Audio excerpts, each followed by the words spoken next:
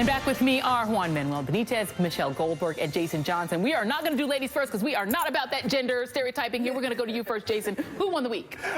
Going along with gender stereotyping, we're going to talk about Donald Trump and all the offensive, sexist, and misogynistic things he said. I think he won the week. After a nasty 2-week span of saying everything possible to offend everyone, he's falling into the arms of his home state of New York. He's going to get a huge victory, and it's going to send him as a boost forward. What does it mean that, after losing Wisconsin and that being such a huge story about talk radio vanquishing him, the likelihood is he just comes in here and sweeps up all the delegates? I think he's going to sweep up all the delegates. I think Ted Cruz is floundering so much. No one likes John Kasich here. No one's heard of John Kasich here. Yeah. And that New York values thing is completely blown up in Ted Cruz's face. Trump's going to get the momentum he needs. It's going to push him forward, and we're all going to have a contested convention. Yeah, I'll bet Ted Cruz wishes he was more likable right about now. All right, let's go to you, Juan Manuel. Who won the week? I think the Bronx in New York City. Yes. We always talk about how hip and modern and fashionable Brooklyn is, and how the headquarters of Hillary Clinton's campaign and also Bernie Sanders are in Brooklyn. However, we saw this week how the candidates were going to the Bronx to campaign. Absolutely. More or less successfully. But we had people like Ted Cruz, like John Kasich, and also Hillary Clinton, like walking around the neighborhood, the South Bronx, and also getting on the train, right? And maybe swiping the card 4 or 5 times to get in.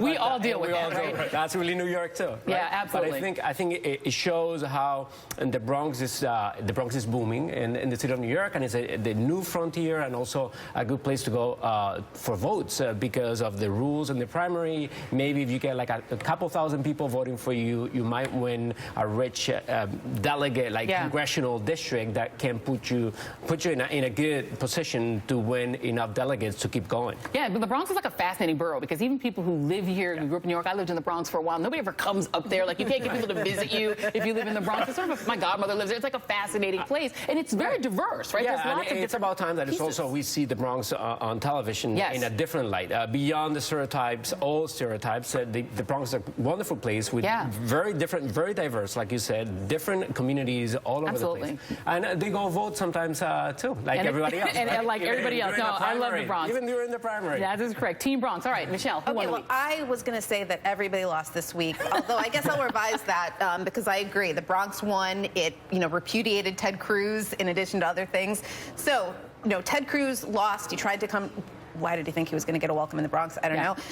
Donald Trump, we saw the kind of complete ineptitude of his convention operation, the fact that he's unable to kind of get delegates that are going to go to the convention and actually vote for him on the second ballot.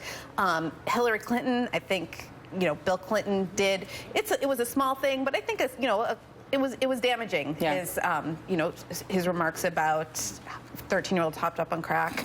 And Bernie Sanders picked an idiotic fight about Hillary Clinton being qualified to be president, although thankfully he's walked it back, and hopefully things will be a little bit more civil from here all out. But I think, and John Kasich is John Kasich, so it was a bad week all around. But I think he likes the sandwiches in New York. Something about the sandwiches. He likes the food. Tons of them, and it says something about Ohio food. Indeed. Well, I wonder, and this is a question I'll sort of throw to the panel, has the negativity of the Democratic race now approached the level of what the Republican race has been for quite some time? Not until somebody starts getting beat up at rallies. Until you start making people afraid to go to rallies and there's violence, I don't think the Democrats are even close to the negativity we've seen on the Republican side. And this was played out in 2008, too, and of course it didn't prove to be the case. But is there a risk that the Democratic primary fight becomes so toxic, right, where you've got the supporters of both of these candidates being so vitriolic, even if the candidates are trying to tamp it down, that it makes it almost impossible to unite the party in the end? I mean, I worry about that. I think that it didn't. We worried about that in 2008, and it didn't actually happen. There was the Puma women who weren't going to vote for Obama, but I think there was like 12 of them. What worries me is that, one of the things that's more different now is that there actually wasn't that much ideological difference between Hillary and Obama. There's significantly more ideological difference between Bernie and Hillary that might make it harder for some of his supporters to come around, because right now they are vitriolic in their opposition to her.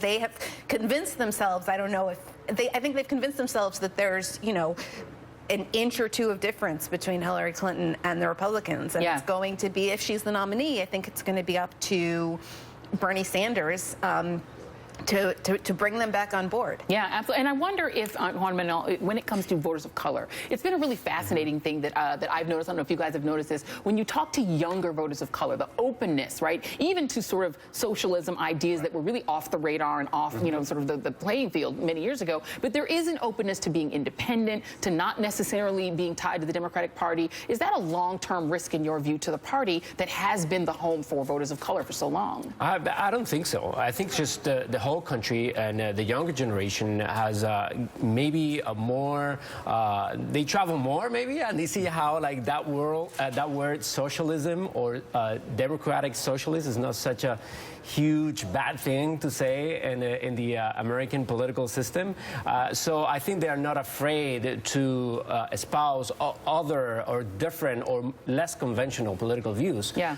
On the other hand, also, I think we see, and no matter how much a Bernie Sanders supporter can say, like, oh, I'm not going to vote for Hillary. Yeah. That is not going to happen at the end for the most part. That's my guess. Exactly. The Democratic Party will be unified. But as shown, Bernie Sanders' candidacy will push the platform that we see at the convention in the summer more to the left and maybe more attuned to those new voters that can see those ideas in a different light. Ideas maybe an older generation was basically seeing socialism and the Soviet Union. Yeah, absolutely. And it'll be interesting to see if Hillary Clinton can manage to corral those issues and champion them effectively in the fall. Right. Thank you very much to Juan Manuel Benitez, Michelle Goldberg, and Jason Johnson. Great panel. And that is our show for today. I'll be back tomorrow at 10.